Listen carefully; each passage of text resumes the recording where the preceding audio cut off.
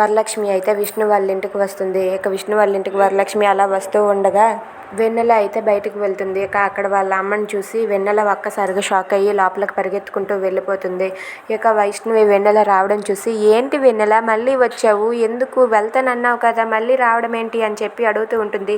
అది కాదు వైష్ణవి, మా అమ్మ కూడా ఇక్కడికే వచ్చింది, ఇదిగో ఇటువైపే వస్తూ ఉంది, ఇప్పుడు ఏం చేయాలో నాకు అర్థం కావటం లేదని చెప్పి వెన్నెల అంటుంది. అది విన్న వైష్ణవి అయితే ఒక్కసారిగా షాక్ అవుతుంది. ఇక వరలక్ష్మి అయితే డోర్ని కొడుతూ ఉంటుంది. డోర్ని కొట్టడంతో వాళ్ళిద్దరూ అయితే ఒక్కసారిగా షాక్ అయ్యి డోర్ ఓపెన్ చేయకుండా అలా ఉంచేస్తారు.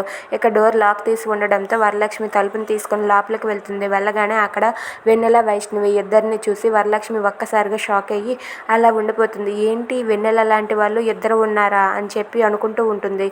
ఇక వెన్నెల వైష్ణవి వాళ్ళ అమ్మతో ఏం చెప్పాలో తెలియక అలా తడబడుతూ కంగారు పడుతూ ఉంటారు. If you like this video please like, share and subscribe.